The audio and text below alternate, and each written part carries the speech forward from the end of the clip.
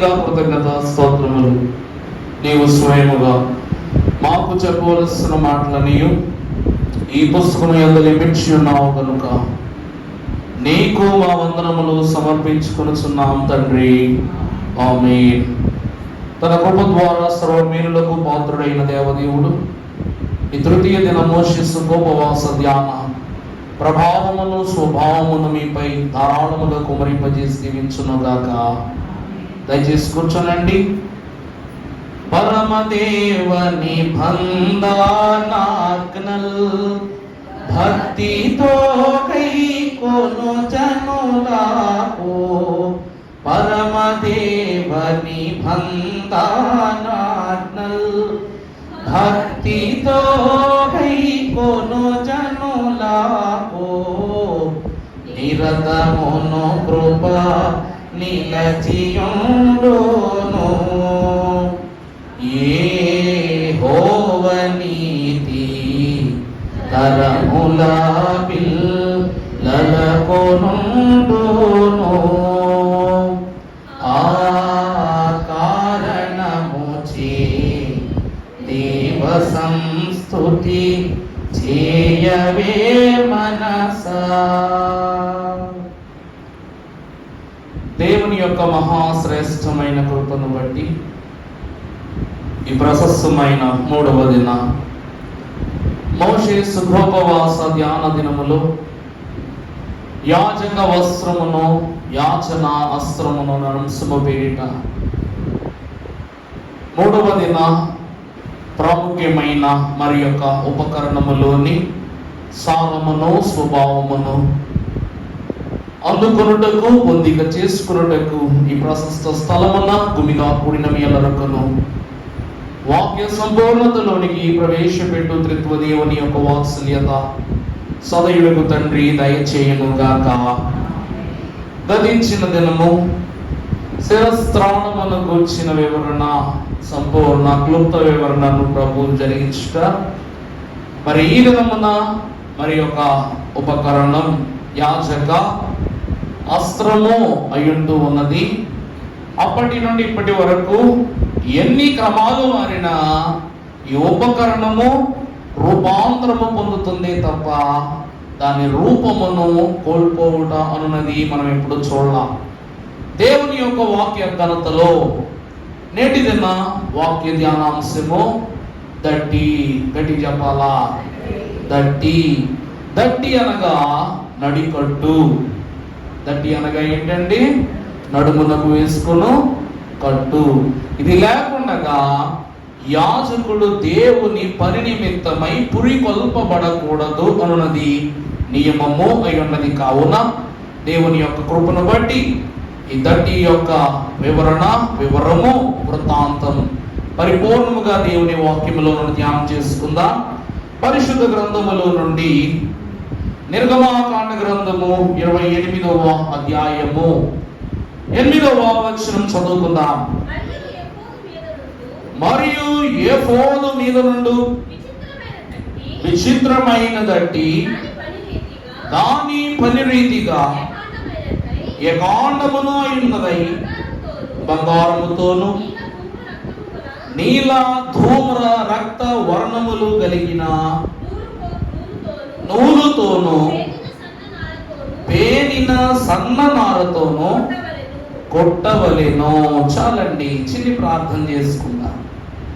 దయానిధివైన మా తండ్రి, దయగల మా యేసు ప్రభువా, నీకు వందనములు. ప్రార్థించిన అంశము, ధ్యానించుకున్న అంశము, వివరించుకును క్రమము అంతయు మీ స్వాధీనం ఉంచుకునండి తండ్రి. అల్పుడను, అయోగ్యుడను, ఎన్నిక కానివాడను, జ్ఞానహీనుడనైన నన్ను నీ బోరగా వాడుకో నిమిత్తమై అందించు వాక్యములు ప్రతి మాట, ప్రతి మర్మము, ప్రతి వచనము నీ చిత్తమును దాటి తండ్రి లోకము వైపు మళ్ళకుండగా పరలోక ప్రాబల్య భాగ్యముని నీ బిడలకు భాగ్యవంతస్సుగా అందించున్నట్లుగా నా నోటికి మీరే నీ ప్రధాన వాక్కును అందింపచేసి దీవించుమని వాక్కు చేయమములను బాగు చేసిన యేసు నామమున వేడుకొనుచున్నాము తండ్రి. ఆమేన్. ప్రభువునందు దేవుని ప్రియబిడ్డలారా, క్రీస్తు నాథుని కృపా సమాధానము మనకు తోడైయుండును గాక. దేవుని వాక్యమును బట్టి మనము చూస్తే, మరియు ఏఫోదు మీద నుండి విచిత్రమైన దట్టి దాని పని రీతిగా ఏకాండమునదైనదై బంగారముతోను నీల ధూమ్ర రక్త వర్ణములు కలిగిన నూలుతోనూ దీనిని సన్నటి నారతో దీనిని ఏం చేయాలంట? కుట్టు పనిగా చేయవలెను అని వ్రాయబడి ఉన్నది. ప్రభువునందు దేవుని ప్రియబిడ్డలారా, ఈరోజు మా దట్టి నలుపు రంగులో ఉంటుంది కదమ్మా. మా దట్టి ఏ రంగులో ఉంది? నలుపు రంగులో ఉంది. కానీ ఆ కాలములో బంగారమును నీల ధూమ్ర రక్త వర్ణములు అనే ఈ క్రమములు కలిగిన రంగులలో ఆనాడు ప్రధాన యాజకుని యొక్క స్థితిని కనపరుస్తూ ఈ దట్టి నిర్మాణము లేక కుట్టు పనిగా చేయబడుట మనం చూస్తున్నాం. దేవుని వాక్యాన్ని బట్టి చూస్తే దట్టి అనగా ఏమిటండి? నడికట్టు. మనము చూసినట్లయితే దీనినే భక్తులు ఏమి అంటారు అనగా కవచము అంటారు. దీన్ని ఏమంటారటండి? కవచము అంటారు. కారణం ఏమిటో తెలుసా అమ్మా? మెడ మీద నుండి పాదాల అంచు వరకు ఏకవస్త్రము మీద నిలువబడిన యాజకుడు తన యొక్క పనిని ప్రారంభించుటకు నడుమునకు కట్టుకున్న ఈ దట్టిని భక్తులు ఏమంటారు అనగా సత్యము అను కవచము అంటున్నారు. ఏమంటున్నారు ఒకసారి చెప్పండి. అర్థమైందా? వాక్యములో చూస్తే ఎఫెసీ పత్రిక 6:14 నుండి చూద్దాం. ఎలాగనగా మీ నడుమునకు సత్యమును దట్టి కట్టుకొని, ఈ సత్యమును దట్టిని కట్టుకొనుట ద్వారా నీతి అను మైమరుపు తోడుగుకొని పాదములకు సమాధాన సువార్త వలనైన సిద్ధ మనస్సును జోడు తొడుగుకొని నిలువబడుడి. ప్రభువునందు దేవుని ప్రియబిడ్డలారా, ఈ దట్టి దేనిని సూచిస్తున్నది అంటే సత్యాన్ని సూచిస్తూ ఉన్నది. మీకు అర్థమయ్యేలా చెప్పాలంటే యేసుక్రీస్తు ప్రభు అంటారు, నేను మార్గమును నేనే సత్యమును అంటున్నారు. ఈ దట్టి ఎవరంటే స్వయంగా యేసుక్రీస్తు ప్రభువారే. జీవ మార్గమును నీవు నాకు ఉపదేశించినావు, నీ సన్నిధిని సంపూర్ణ సంతోషము నాకు కలదు. ఈ వాక్యమును బట్టి నడుములకు ధరించుకొనుచున్న ఈ దట్టి విశ్వాసుల నిమిత్తమై యాజకునికి ఏమి బోధిస్తున్నది అంటే, ఈ రోజు నుండి నీవు దేవుని పరిచారకుడమై సంఘము యొక్క మేలు కొరకై సత్యమును పలుకున్నట్లు. దేవుని ప్రియబిడ్డలారా, ఈ నడికట్టు ఏ మాట అయినా సరే కడుపులోకి రావాలంట. ఎందుకునో చెప్పనా? గొంతులోకి కదా రావాల్సింది. గుండె నిండా కడుపు నిండా మంచి మాటలను నిలుపుకొని కడుపులో ఉండాలి. అందుకే ప్రభు అంటారు, నా యందు విశ్వాసముంచు వాని యొక్క కడుపులో జీవజలుల నదులు ఉబుకును అని ప్రభు సెలవిస్తున్నారు. ఊరతాయి అంట. మరి ఈ జీవనది ప్రవాహ జలముల వంటి స్వచ్ఛమైన దేవుని వాక్కును అందించినప్పుడు ఈ వాక్కు ఎట్టిదై ఉండాలి చెప్పండి? సత్యవాక్కు అయి ఉండాలి. ఆ సత్యమును సంభాళింపజేయుటకు గాను, నీతిని ప్రస్తావించుటకు గాను, దేవుని మాటలను అనుశీలన చేసి అందించుటకు గాను దేవుడు నడుమునకి ఏమందిస్తున్నారంట? ఈ దట్టిని ఉపకరణముగా అందించిన వారై ఉన్నారు. ప్రభువునందు దేవుని ప్రియబిడ్డలారా, ఇట్టి దట్టిని పలు రూపకమై ఉన్నటువంటి వస్తువుల ద్వారా దేవుడు నిర్మాణం చేస్తున్నారు. పరిశుద్ధ గ్రంథములో మనము చూస్తే దీని నిర్మాణమును మనం ఒకసారి గమనించుకున్నట్లయితే మొదటిగా చూద్దాం. సంఖ్యాకాండము 15వ అధ్యాయము 38వ వచనం ఒకసారి చదువుకుందాం నాన్న. నీవు ఇశ్రాయేలీయులతో ఇట్లనుము, వారు తమ తరతరములకు తమ యొక్క బట్టల అంచులకు కుర్చీలు చేసుకుని అంచుల కుచ్చుల మీద మీరు నా ఆజ్ఞలన్నిటిని జ్ఞాపకము చేసుకొని మ్మ్. మీ దేవునికి ప్రతిష్ఠితులై ఉండునట్లు మీరు నాకు ప్రతిష్ఠితులై ఉండునట్లు. మునుపటిగానే కోరిన వాటిని బట్టి చూడండి, గతములో మీరు కోరుకున్న వాటిని బట్టి, చూచిన వాటిని బట్టి వ్యభిచరింపక దాని చూచి యెహోవా ఆజ్ఞలన్నిటినీ చేసుకుని వాటిని అనుసరించుటకే అది మీకు. నీలిదారమును దేవుడు దట్టిలో ఎందుకు ప్రమేయపూర్వకంగా ఇస్తున్నాడంటే, నీవు పలుకుచున్న మాట దేవుని మాట. నువ్వు ఇది ఎవరి మాట పలుకుతున్నావు? దేవుని మాటను పలుకుచున్నావు. కాబట్టి నీవు మాటలాడుచున్న మాట ఎలా ఉండాలంట? మునిపటి వలె కోరిన వాటిని బట్టి, చూచిన వాటిని బట్టి వ్యభిచరింపక. అని వ్యభిచారం అంటేనండి శారీరకమైనటువంటి స్థితి కాదు. కొంతమంది మాటతో చేస్తారు, కొంతమంది ఆలోచనతో చేస్తారు, కొంతమంది క్రియలతో చేస్తారు, కొంతమంది విధానాలతో చేస్తారు. ఈ లోకంలో తప్పు మార్గం ఎంచుకున్నది ఏదైనా వ్యభిచారమే, ఏదైనా దొంగతనమే, ఏదైనా నరహత్యే. అంటే వ్యభిచారం అనగా ఆనాడు వ్యభిచరించిన స్త్రీని రాళ్ళు పట్టుకుని కొట్టానంటాం కాదు. ఆమె దోషి అని నిర్ధారణ చేయబడగా ఆమె శిక్షకు అర్హురాలు. కానీ అక్కడ రాయి వేయుటకు వచ్చిన ప్రతి ఒక్కరూ వ్యభిచారకులే. అందుకే మీలో ఎవరైతే ఇటువంటి పాపాలు మీరు చేయలేని వారై ఉన్నారు, వాళ్ళు ఏం రాయి అనగానే వాళ్ళందరూ ఆ దోషానికి బాధ్యులని చెప్పుకుని వెళ్ళిపోయారు. అంతే మాట్లాడకుండా. ఎందుకంటే ప్రియులారా, ఒక వేలు అటువైపు చూపించినప్పుడు తదిమా వేలు ఎవరి వైపు చూపిస్తున్నాయి? నీ చెయ్యి నిన్నే 4 వేలు చూపిస్తున్నాయి. అందువలన వేలు చూపునప్పుడు పలుమార్లు పలు ప్రయత్నములుగా మనం గమనించుకోవాలి. ఈరోజు ఈ నీలి వర్ణములు కలిగిన దారము అనగా దట్టిలో ఎంచబడిన దారము నీవు పలుకుచున్న మాటయు, జరిగించుచున్న పనియు, క్రమపరచుచున్న విధానమయు, బోధించనయున్న సంఘముయు, దేవుని వారనియు, దేవుని జనమనియు నువ్వేం చేయాలి? జ్ఞాపకం చేసుకోవాలి. అందుకని అంటున్నారు దేవుని ప్రియబిడ్డలారా, నీలి దారము జ్ఞాపకములకు సూచన. దేవుని మాటలను గాని క్రియలు గాని జ్ఞాపకం చేసుకోవడానికి సూచన. తరువాత మనము చూసినట్లయితే పరిశుద్ధ గ్రంథములో 2వ రంగు ఏమిటి అనగా ఊదా రంగు. ఈ ఊదా రంగు దేనికి గుర్తు? రాజ్యాధికారము కొరకు. ఏ రంగట? చెప్పాలి గట్టిగా. ఊదా రంగు. మీకు అర్థమయ్యేలా చెప్పాలంటే పర్పుల్ కలరు. ధూమ్రము అనగా పర్పుల్, ఊదా రంగు. వాక్యం చదువుకుందాం. యోహాను సువార్త 19వ అధ్యాయం 2వ వచనం చదవండమ్మా. సైనికులు పెట్టి ఊదా రంగు వస్త్రము ఆయనకు తొడిగించి, యూదుల రాజా శుభమని చెప్పి. చాలండి. ప్రభువునందు దేవుని ప్రియబిడ్డలారా, దేవుని యొక్క ప్రత్యక్షతను, ప్రస్తావనను మనము గమనించినట్లయితే, ఈరోజు మీరు బిషప్పుల్ని, పోపుల్ని చూస్తున్నారా? ఎప్పుడైనా ఆ లంగీలు ఎలా ఉంటే ఈ రంగు కాదా? ఎప్పుడైనా గమనించారా మీరు? కారణం ఏంటంట? ఇది రాజ్యాధికారము యొక్క అర్హతను ప్రస్తావించుచున్న రంగు. ఈ రంగు వేసుకొని పైన గోల్డ్ స్టోల్ వేసుకుంటారు కొంతమంది.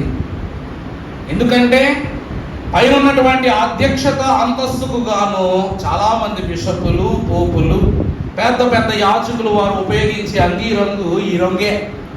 ఈరోజు యేసుక్రీస్తు ప్రభు వారి యొక్క అనగా శిక్షకు ముందు ప్రస్తావింపబడినటువంటి రాజ్యాధికారమును పొందుకొనబో ప్రభువు సిలువలోనికి ప్రవేశించుటకు ముందు శిక్షకు సన్నద్ధుడైనప్పుడు సైనికులైన వారు ప్రభువును హింసించి ముండ్ల కిరీటమును ధరింపజేసి ఆయన దేహమునకు ఊదా రంగు వస్త్రమును అనగా ఈ రంగు యొక్క వస్త్రమును ప్రభువుకు ధరింపజేసి, యూదుల రాజా నీకు శుభమని ఆయనతో చెప్పి. ప్రభువునందు ప్రియబిడ్డలారా, ఈ వస్త్రం సైనికులు తెలిసి చేశారో తెలియక చేశారో మనకు అనవసరం. కానీ ఖచ్చితమైన పనినే వారు చేశారు. రాజునకు చేయవలసిన పనే వాడు చేశారు. ప్రభువు ఎవరు? యాజకుడా రాజు అంటే ఆయన రాజులకు రాజు, ప్రభువులకు ప్రభువు, మన ప్రధాన యాజకుడు. యేసు అనగా రక్షకుడు, రక్షించువారు రాజు. క్రీస్తు అనగా అభిషిక్తుడు, అనగా మనలను ఆయన మహిమచే అభిషేకించుటకు వచ్చినవాడు.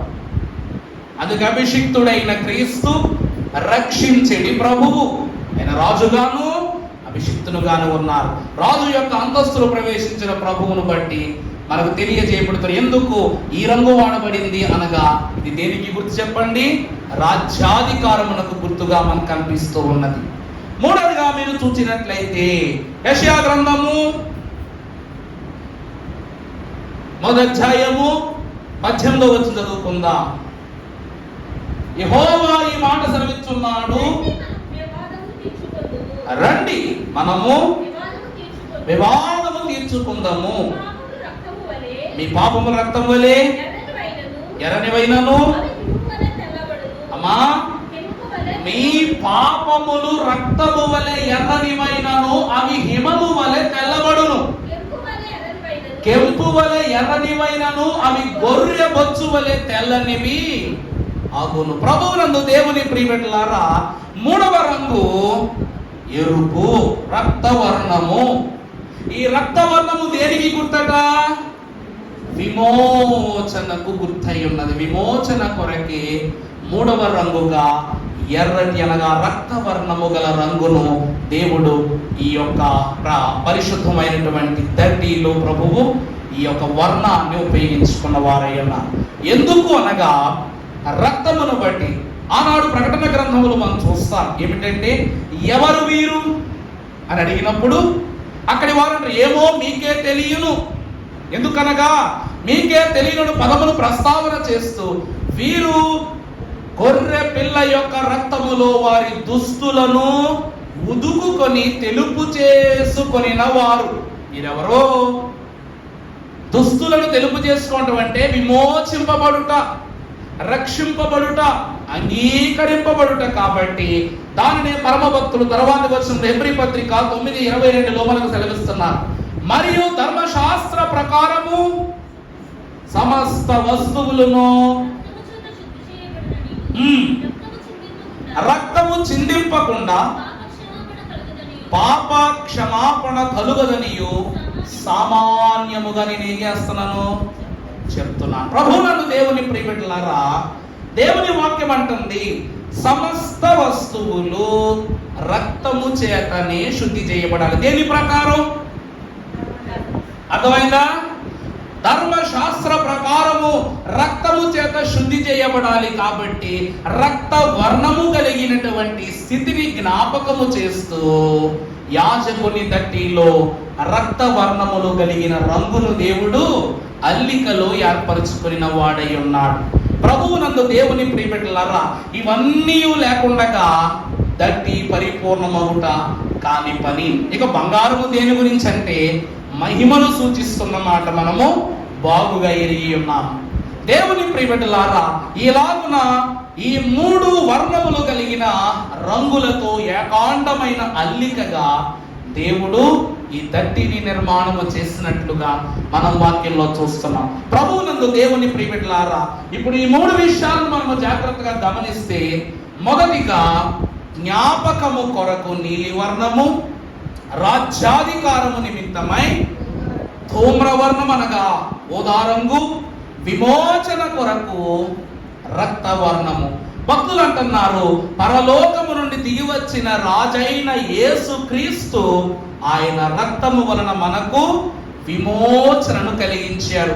ఆ విమోచన వరభాగ్యమే ఈ నడుమునకు బిగించుకొని ఉన్న దట్టి. నడుమునికి ఎవరిని కట్టుకుంటున్నామంట? మేము ఎవరిని కట్టుకున్నామంట? యేసు క్రీస్తు ప్రభువును కట్టుకుంటున్నాం. యేసు క్రీస్తు ప్రభువును మేము నడుమునకు కట్టుకుంటున్నాం. ఈరోజు దేవుని వాక్యము కొరకు నడుము కట్టుకోవాలి, ప్రార్థన కొరకు నడుము కట్టుకోవాలి, పరలోకములకు చాలా నడుము కట్టుకోవాలి. ఈ వివరాలన్నీ కూడా ఈ దట్టి అనేటువంటి ఉత్తర వివరములోనే భక్తులు తెలియచేస్తున్నారు. ఇప్పుడు మనం చూసినట్లయితే ప్రియులారా, మనము వాక్యాన్ని బట్టి చూస్తే దట్టి అనగా విశ్వాసమునకు సూచన. దట్టి అనున్నది దేనికి సూచనటండి? విశ్వాసమునకు సూచన. వాక్యం చదువుకుందాం. యెషయా గ్రంథము 11వ అధ్యాయము 5వ వచనం చదువుకుందాం.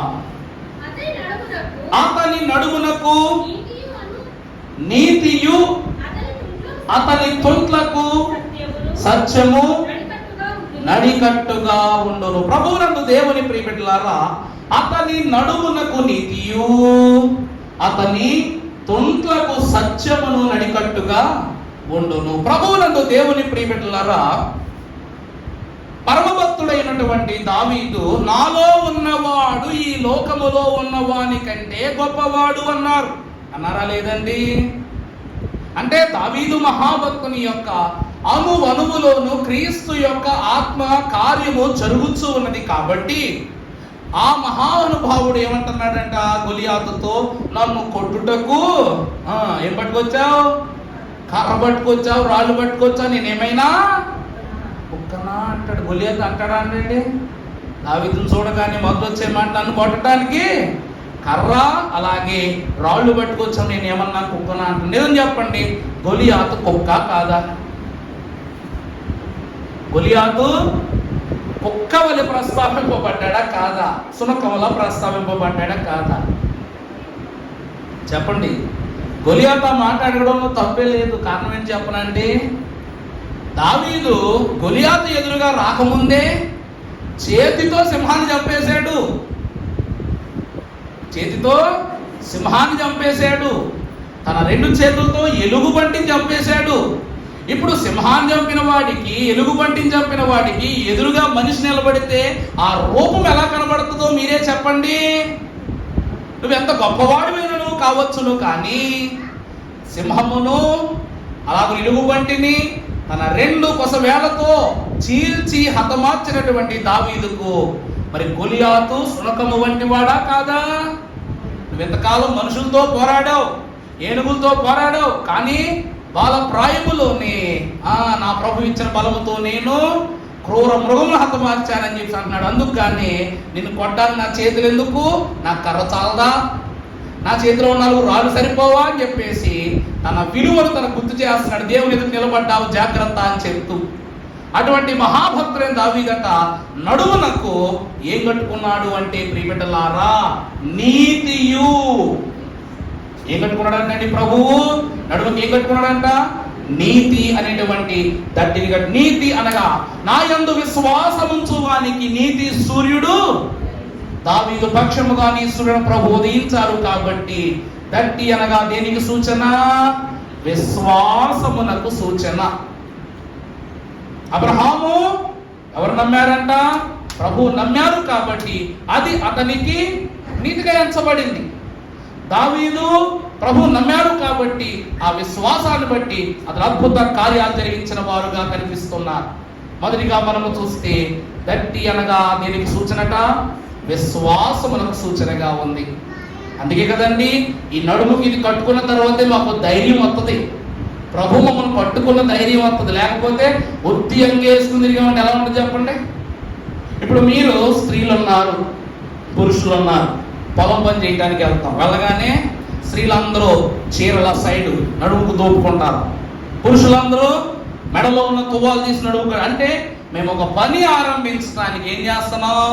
సిద్ధపడుతున్నాం. అలాగునని ఈ నడికట్టు కూడా మనకేమిస్తుందంటే ధైర్యాన్ని ఇస్తూ ఉంది, పట్టుదలని ఇస్తూ ఉంది, పట్టునిస్తూ ఉంది. కాబట్టి అది విశ్వాసమునకు సూచన అయి ఉన్నది. తుమ్మాలు లేకుండా ఎవరైనా పనిలోకి వెళ్తారటండి? తువ్వాలు లేకుండా పనిలోకి వెళ్తారా? తువ్వాలు తల మీద పెట్టుకోకుండా బరువులు నెత్తిమే పెట్టుకోగలమా? ఎందుకు పెట్టుకోలేం? నీ తలకు భారం కలగకుండగా, బరువు కలగకుండగా, శోధన కలగకుండగా ఈ తువ్వాలు నీకేమిస్తుందంట? ధైర్యాన్ని ఇస్తుంది, విశ్వాసాన్ని, నమ్మకాన్ని ఇస్తుంది. దేవుని ప్రియబిడ్డలారా, వాక్యాన్ని బట్టి మనం చూసినట్లయితే యెషయా గ్రంథము 22వ అధ్యాయం తర్వాత మాట చూస్తే 22-21 వచనం చదివినట్లయితే అతనికి నీ చొక్కాయి తొలగించి నీ నడికట్టు చేత అతను బలపరచి నీ అధికారమును నేను అతనికి ఇచ్చేదను, అతడు యెరూషలేము నివాసులకును ప్రభువునందు దేవుని ప్రియబిడ్డలారా వాక్యము సెలవిస్తూ ఉంది, అతనికి నీ చొక్కాయిని తొలగించి నీ నడికట్టు చేత అతనిని బలపరచి. ప్రభువునందు దేవుని ప్రియబిడ్డలారా, ఈరోజు ఒకరి అభిషేకము మరొకరికి ఇవ్వవచ్చా, ఇవ్వకూడదా? ఒకరి అభిషేకాన్ని మరొకరికి ఇవ్వచ్చా, ఇవ్వకూడదా?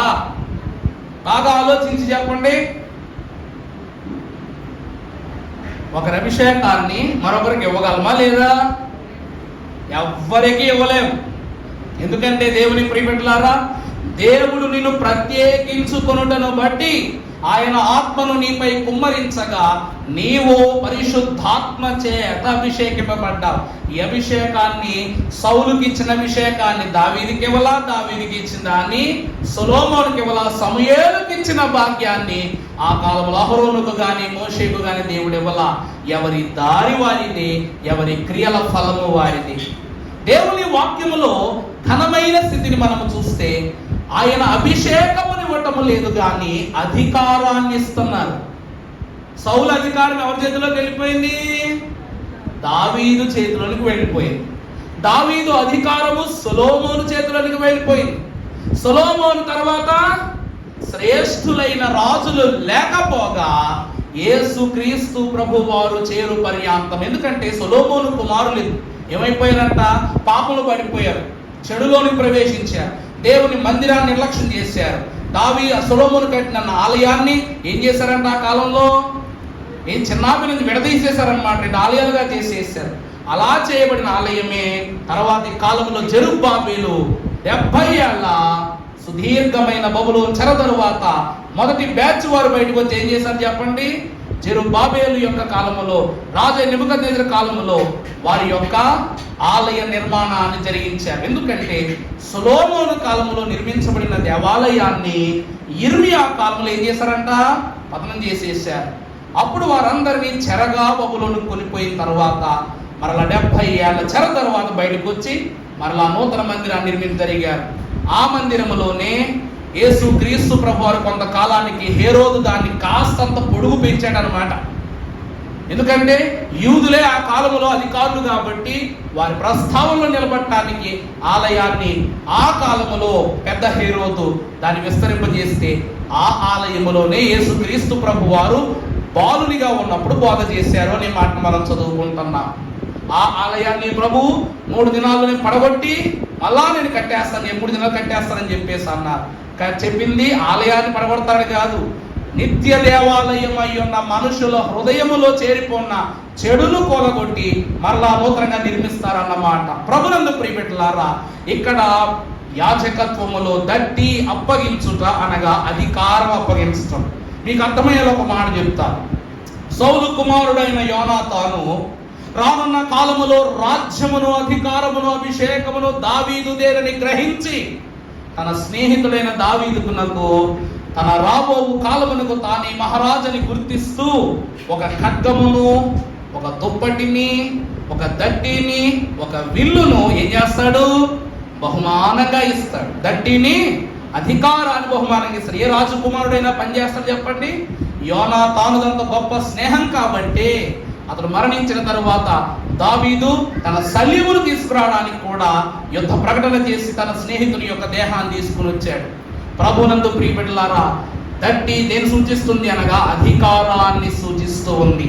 దేవుని వాక్యములో రెండవది దట్టి అధికారములకు సూచన. మూడవదిగా మనం చూసినప్పుడు ఎఫెసీ 6:14 ఎలాగనగా మీరు నడుమునకు సత్యమును దట్టి కట్టుకుని నీతియను మైమరుపును తొడుగుకొని పాదములకు సమాధాన సువార్త వలనైన సిద్ధమనస్సు అను చూడును తొడుగుకొని ఏం చేయాలంట?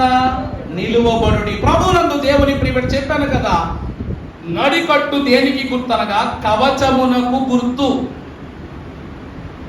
నడుమునకు దట్టి కవచమునకు గుర్తు. సమూయేలు మొదటి గ్రంథము 18వ అధ్యాయము 3వ వచనం చదువునన్నా.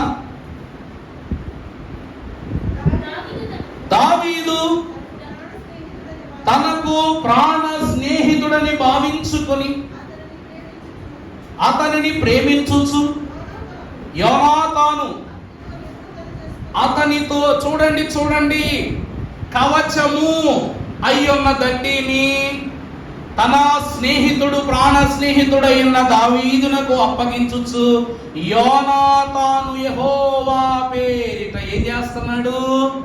నిబంధన చేస్తూ ఉన్నాడు. అనగా దట్టి దేనికి సూచన? అనగా నిబంధనకు సూచన. కవచం అంటే ఈరోజు ప్రభు వాక్యాన్ని మనము చూసినట్లయితే ఇశ్రాయేలీలకు కవచముగా ఉన్నది ఏమిటి? ప్రత్యక్ష గుడారము. ఆ ప్రత్యక్ష గుడారము యొక్క ప్రభావములోనికి ఎవరైనాను వారిని హతము చేయుటకో అంతరింపజేయుటకో ప్రయత్నించిన ఎడల వారి ఎదురు కరుణాపీఠం నడుస్తున్నప్పుడు వారి ఎదురుగా ఎవరైనా నిలబడగలిగారా? మందసానాలు మోసుకెళ్తున్నారండి. ఆ మందసాన్ని మోసుకుని వెళ్తున్నప్పుడు యెహోషువ కాలంలో ఏ రాజ్యమైన వారి ఎదురుగా నిలబడిందా? అందుకే దైవజనులు రాశారు, నీకు తోడైయుంటిని నీ మనవిని ఆలించియుంటిని అన్నిటి నుండి నిన్నాదారించిన తండ్రి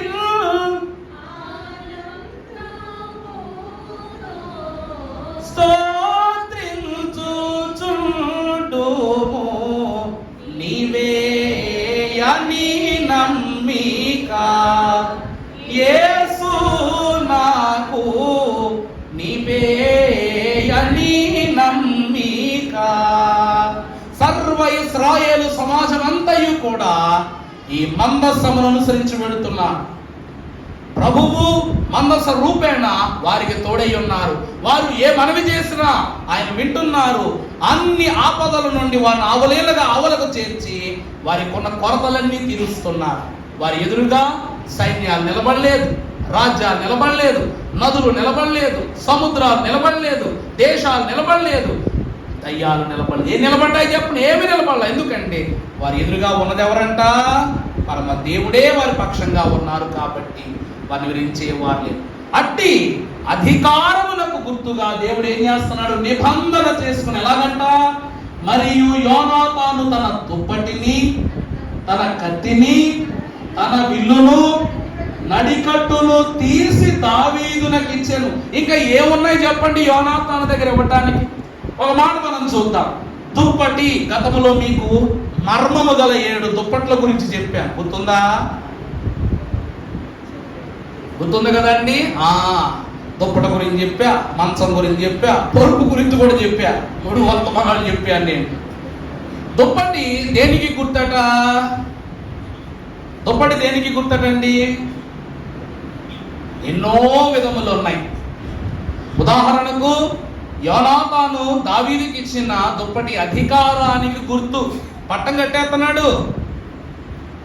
ఆ కాలములో పరమ భక్తుడైన ఏలియా వెళ్ళిపోతూ అగ్ని రథముల మీద తన యొక్క వస్త్రాన్ని విడిచిపెడితే అది ఎలీషా చేతిలోనికి రాగానే యోర్దాను ఒక దెబ్బ కొట్టగా 2 పాయలైపోయింది. మరణాన్ని చీల్చివేయటానికి దేవుడు ఆనాడు అధికారమునిచ్చే దుప్పటి ఇచ్చారు. ఎజ్రా మహాభక్తుడు కూడా ప్రార్థిస్తున్నప్పుడు, అయ్యో నేను నీ సేవ చేయలేకపోయాను ప్రభువా, నీ బిడ్డలు మార్చలేకపోయానని వేదన పడుతూ తన నేల మీద ఆల్చుకున్న దుప్పటిని చింపుతూ ప్రభు ఎదుటి ఏడవడం జరిగింది. ఆ కాలం పరమ భక్తుడైన పేతురు గారు ఆకలి కొని ప్రార్థన చేస్తే 4 చెంగులు కలిగిన దుప్పటిని పట్టుకుని భూ చతుష్పాద జంతువులను పట్టుకుని పరలోకములో ఒక దుప్పటి దిగి వచ్చింది. వచ్చిందా లేదా? ఇలా ఎన్నో క్రమాలు మనం దుప్పట్లో మర్మంగా చూచాం. ఈ రోజున ఈ యొక్క దుప్పటిని దావీదు మహాభక్తునికి ఇస్తూ, ఖడ్గము అనగా దేనికి గుర్తు చెప్పండి? శౌర్యానికి గుర్తు. దుప్పటి అనగా అధికారానికి గుర్తు, క్షమించాలి, నడికట్టు అనగా అధికారానికి గుర్తు, దుప్పటి అనగా అంగీకారమునకు గుర్తు, అనగా విల్లు, ఇవన్నీ రాజు దగ్గర ఉండేవే. ఇప్పుడు తన సర్వమును పట్టుకుని వెళ్ళి ఒక యువరాజుగా దావీదునకు అప్పగిస్తున్నాడు. ఎందుకు అనగా యెహోవా నిబంధనను బట్టి. అర్థమైందండి? ఇవే దావీదునికి ఏమయ్యాయి? రానున్న కాలంలో గొలియాతును ఎదుర్కొన్నప్పుడు కవచములుగా ఇవ్వబడ్డాయి. సత్యమును చెప్పండి దట్టి, విశ్వాసమును డాలు, శిరస్త్రాణము, ఇలాగున్న దేవుడు 6 యుద్ధోపకరణాలు ప్రభువు దావీదు మహాభక్తునికి ఇచ్చారు. దేవుని ప్రియబిడ్డలారా, ఈరోజు మనం చూస్తే దట్టి దేనికి గుర్తంట? కవచము. దేనికి కవచమో తెలుసా? మేము అంగీ వేసుకుంటాం, మాకు ఏమై ఉన్నది, ఇది ఇటు కాకుండా ఈ యొక్క దేహంపై ధరించుకున్నటువంటి అంగి తన కొసలు తన యొక్క పట్టును విడవకుండగా ఈ దట్టి ఏం చేస్తుంది, అమర్చబడిన ప్రతి మొత్తము కూడా దాని క్రమములో ఉండున్నట్లు ఈ దట్టి ఏం చేస్తుంది చెప్పండి, టైట్ గా ఉంచుతుంది. అదే దట్టి తీసేసి అటు ఇటు తిరుగుతా ఉన్నారనుకోండి, ఏమవుతుంది, బొత్తాలు ఊడిపోతాయి. మరి మాకే ఇక్కడ ఉన్నటువంటి బొత్తములు ఊడిపోతే మరి అహరోను ధరించుకున్న దట్టిపై విధాన పథకము, జవలలు, రాళ్ళు, 6 వంశముల యొక్క పేర్లు శిరస ఎంత ఉందో చెప్పండి. మరి వీటన్నిటికీ పొట్ట ఎక్కడవాలి, మన దేహానికి పొట్ట ఎక్కడో చెప్పండి, పొట్ట దగ్గరే. అందుకే నాభి సూత్రము అంటారు. ఇక్కడ ఈ బొడ్డును ఏమంటారు, మొన్న ఏమని చెప్పాను, అక్కడ జరిగినటువంటి భూకంపంలో అప్పటికప్పుడే తల్లి ఏం చేసింది, శిథిలమైపోయి పడిపోయినటువంటి ఆసుపత్రి ఆ గత్తరలో బిడ్డను కనియేసింది, పేగుతో సహా బిడ్డ అట్ట వచ్చేసాడు. అంతే, అన్ని ప్రాణాలు కలిసిపోయినాయి గాల్లో. కానీ ఈ ప్రాణాన్ని భూమి మీదకి రప్పించుటకు దేవుడు చేసిన కార్యం చూడండి, బిడ్డకేం కాలేదంట, అంత సమీపించాడు దేవుడు. దేవునికి ఏ మహిమ. ప్రభునందు ప్రియబిడ్డలారా, దట్టి కవచమునకు సూచన అయి ఉన్నది. 4వదిగా మనము చూసినట్లయితే లోకాసు వార్త 12వ అధ్యాయము 35వ వచనం చదువుకుందాం. మీ నడుములు కట్టుకొని ఉండుడి, మీ దీపములు వెలుగుచుండనీయుడి. ప్రభువునందు ప్రియబిడ్డలారా, దట్టి దేనికి సూచన అనగా రాకడ సిద్ధపాటునకు సూచన. రాకడ సిద్ధపాటునకు సూచన. ఈరోజు అంటారు కదా, రాకడ సామీప్యమన్నా లోకము హేళన చెయ్యును, లోకముతో నీ సంఘము కూడా ఏకమాయను. ఏమి చేతునంటే, ఏకమైపోవడం అంటే నువ్వు నేర్పిన క్రమాన్ని విడిచిపెట్టడం, నువ్వు నేర్పించిన విధానాలను విడిచిపెట్టడం, నీవు నేర్పుచున్నటువంటి పద్ధతులను ఈ లోకమును దాటి మళ్ళించుకుని బ్రతకటం. అందును బట్టి ఏం చేయగలం? ఇప్పటి వరకు దేవా నేను నీ పని చేస్తానని వచ్చిన వాడు ఈరోజు ఏమైపోతున్నాడు, నడుము బిగుసుకున్నవాడు దాన్ని ఊడదీసేసి లోకం వైపు పరిగెత్తుకుని వెళ్ళిపోతున్నాడు. నీ కొరకు పని చేస్తా నడుము కట్టుకున్న వారు నేను విడిచిపెట్టేసి లోకం వైపు వెళ్ళిపోతున్నారు. అందుకే అంటున్నారు, మీ నడుములు కట్టుకొని మీ దీపములు. దీపములు అంటే ఏంటో తెలుసా అండి? ఆత్మీయ దీపములు, హృదయమును దీపములు, ఆత్మను జ్యోతులను వెలగనివ్వండి అని ప్రభు అంటున్నారు. నడికట్టు దేనికి సూచన అండి? దేనికి సూచన? రాకడ సిద్ధపాటునకు. ఆ దినమున బుద్ధి గల కన్యకలు దేవునితో వెళ్ళడానికి నడుము కట్టుకుని వారు పనిచేశారు కాబట్టి 5 బుద్ధి గల వారు వరుడు రాగానే వెళ్ళిపోయారు. మరి వీళ్ళు సరిగ్గా వారు పూనుకోలేదు కాబట్టి సిద్ధపడలేదు కాబట్టి ఏమైపోయింది, వారి యొక్క అగ్ని అనగా వారి చేతిలో ఉన్నటువంటి దివిటీలు ఏమైపోయినాయి అంట, అలా కొరక్కానే ఉండి పారిపోయినాయి. కేవలం అంతయు కూడా ఒకటే క్రమము, నడుము కట్టుకొనుట. దేవుని ప్రియబిడ్డలారా, 4వది సిద్ధపాటు కొరకు ఏమై ఉన్నది, దట్టి. 5వదిగా చూస్తే పేతురు రాసిన మొదటి పత్రిక 1వ అధ్యాయము 11వ వచనం చదువుకుందాం. మీరు కాబట్టి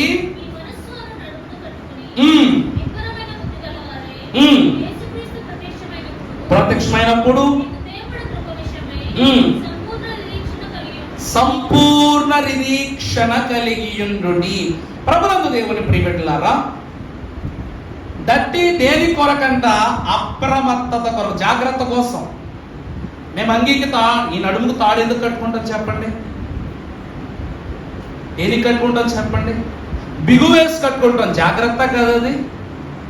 బిగు చేసి కట్టుకుంటాం, బిగు చేసి కట్టుకుంటాం. దేనికి? ఇప్పుడు మేము దేవుని పనిలో ఉన్నామని అప్రమత్తులమై ఉండుటకు. దేవుని పనిలో మేము ఉన్నామని అప్రమత్తులై ఉండటానికి. ఆ కాలంలో పెద్దలు అభిషేకం జరుగుతున్న సమయానికి క్లాస్ జరుగుతుంటే ఆ కాలపు పరలోక సాధకులు, ఆ కాలపు బోధకులు అని అయ్యగారు ఒక టైటిల్ పెట్టి బైబిల్ మిషను పరిచర్య కొరకు ఆ కాలము పనిచేస్తున్న వారి యొక్క వీడియోను వేశారు. ఆ కాలం నుండే కొవ్వూరు శాలిమరాజయ్య గారు, మా పెదనాన్నగారు, వారు అప్పటి నుంచే, అంటే వారికి వివాహమైనప్పటి నుంచే, అంటే ఫినిబాబాయ్ గారు కుటుంబం నుంచే వారు ఏ పని చేస్తున్నారో తెలుసా? మహోత్సవాల్లో విస్తరలు అందించండి, పలానా కాణంలోనికి సాంబారు వెళ్ళలేదు, వంట వడ్డించబడలేదు, ఈ పనులు అప్పటికే శాలిమరాజయ్య గారికి అప్పగింపడ్డాయి. ఆ మాటలన్నీ మనం తరచుగా ఆలయంలో కూర్చుని ఇవి సరి చేస్తుంటే కర్ణాటక సంబంధించినటువంటి ఒక వీడియో వచ్చింది. దాని దాడి చూస్తే మహోత్సవాలు అప్పుడు చూపిస్తే సెల్వరాజయ్య గారు మహోత్సవాలు రిపోర్ట్ చదువుతున్నారు. చింతపండు ఎన్ని కేజీలు? 48 కేజీలు. ఆ కాలంలో 48 కేజీలు చింతపండు అంటే సాంబారులోకి. మరి అప్పుడు ఎంతమంది జన్మో తెలియదు కానీ మరి తర్వాత ఇంకో వీడియో పెట్టి చూస్తే అదే చింతపండు లెక్క వచ్చేసరికి చింతపండు 300 కిలో చింతపండు అంట. అంటే అప్పుడు సభలు ఇంకెంత విస్తారమైపోయిందో చూడండి. దేవుని ప్రియబిడ్డలారా, అప్పుడు చూస్తుంటే పెద్దండ్రి గారి మాటలు వినబడ్డాయి అన్నమాట. దాని గురించి చెప్తున్నప్పుడు తాతగారి గురించి ప్రస్తావన వచ్చింది. ఆయనట అంగి వేసుకునేటప్పుడు ఒక పక్కకు వెళ్ళిపోయి అందరూ తొందరగా ఎక్కేస్తుంటే అంగీలు వేసుకుని మహోత్సవాల వేదిక, ఈయన మాత్రము పక్కకు వెళ్ళి ప్రార్థన చేసిన అంగి వేసుకునేవారట. అది అయ్యగారు గమనించి, ఈ వస్త్రము నేను ధరించుకొనుటకు యోగ్యుడను కాను, అయినప్పటికీ నీ వస్త్రము ద్వారా అట్టి యోగ్యతను నాకు ఇచ్చిన దేవా నీకే వందనములను చెప్పి స్తుతి చేసి వేసుకునేవారట. ఆ మంచి నడిపింపు నడవడిక ఈ తరుణంలో మేము ఎవరి దగ్గర చూసామంటే తిరుపతి దినకరణయ్య గారి దగ్గర చూసాం. వారి అబ్బాయి ఆయన అంగీ తీస్తుంటే నాన్నగారిని మడత పెడతారని బాబు వస్తుంటే అక్కడ మా దూరం ఆపేస్తారు, 4 అడుగుల దూరం ఆపేసి, అక్కర్లేదు నా పని నేను చేసుకుంటాను, నీ పనులు చేసుకో అన్నారు. నేను వెంటనే అదేంటయ్య గారు పుష్పను బాబు గారు నాకు మాట అనేసారు, మరి ఆయన బాధపడతారు కదా, ఆయన తెలియకేదో అన్నాడని మేమంటే అన్నారు. అయ్యగారు అన్నారు, తెలియాలి, ఇది ఎవరు పడితే వాళ్ళు ముట్టుకునే వస్తువు కాదని తెలియాలి, ఇది అందరికీ దేవుడు అందరికి ఇచ్చే భాగ్యం కాదని తెలియాలి, దీన్ని పొందిన తరువాత దీనికే ఆనుకొని ఉంటాము, నీ మాటకే మేము కట్టుబడి ఉంటామనే మాట తెలియాలి, తెలుసుకోవాలని చెప్పేసి అని అయ్యగారు చెప్పారు. అప్పుడు దేవుని ప్రియబిడ్డలారా గమనించుకోండి, ఇక్కడ మనము చూసినట్లయితే మీ మనస్సు అను నడుము కట్టుకుని ఏం కట్టుకోవాలంట? ఇది దట్టి కాదంట. ఏమిటి చెప్పండి? ఇదిగో మీరును క్రీస్తు మనస్సు కలిగిన వారయ్యుండి మీపై ఉంచబడినటువంటి భారమును శ్రమను శోధనను సమస్తమును జయించి మీరు సర్వసత్యములోనికి నడిపింపబడి అంటాడు పౌలు మహాభక్తుడు. ఈరోజు నడుమునకు మనస్సు అను నడుము కట్టుకుని నిబ్బరమైన బుద్ధి గలవారై యేసు క్రీస్తు ప్రత్యక్షమైనప్పుడు మీకు దేవుడు కృప విషయమై సంపూర్ణ నిరీక్షణ కలిగి ఉండుడి. ఇప్పుడు ప్రభు అంట, నేను పరిశుద్ధుడనై ఉన్నాను గనుక మీరును. యేసుక్రీస్తు ప్రభు ఎలాగునైతే ఆయన నడుములకు కట్టుకున్నటువంటి దట్టిని తీసి ప్రక్కన పెట్టి తువ్వాలు చుట్టుకుని ఆయన ఏ రీతిగానైతే ఆ దినమున పాద శుద్ధీకరణ చేశారు, ఈరోజు మనము అట్టి ఆచరణని జరిగిస్తున్నాం. దేవుని ప్రియబిడ్డలారా, ఇది దట్టి అనగా దేవుని మనస్సు అనగా భక్తులు ఏమన్నారు? అప్రమత్తతకు సూచన. ఇది దేనికి సూచన అండి? జాగ్రత్తకు సూచన అయి ఉన్నది. అందువలన యాజకుడు ఈ నడికట్టు సరిగా లేకుండా దేవాలయంలోనికి జాగ్రత్త లేకుండా వెళ్ళకూడదు. ఇది కవచము వంటిది. ఇది దేవునిలోనికి వెళ్ళేటప్పుడు.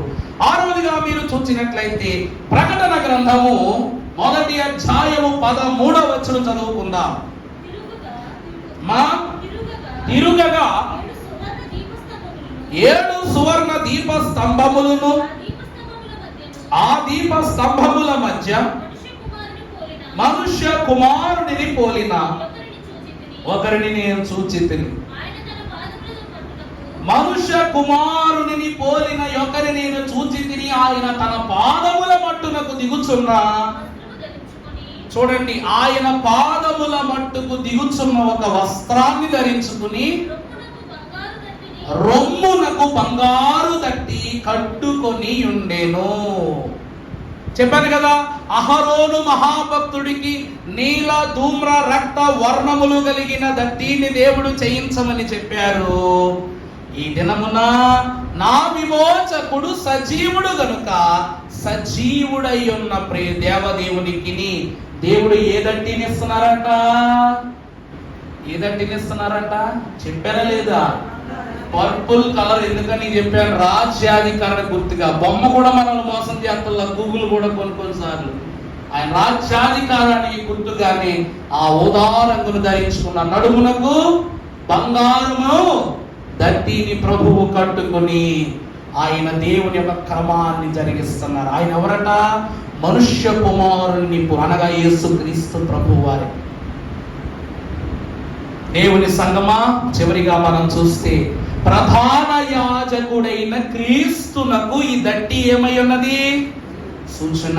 ఎందుకంటే ఏమన్నా, ఆయన నడుముకున్నటువంటి దట్టి ఎలా ఉందంట? బంగారు దట్టి. యేసు క్రీస్తు ప్రభు వారు పుట్టగానే జ్ఞానులు తెచ్చిన తొలి కానుక బంగారము.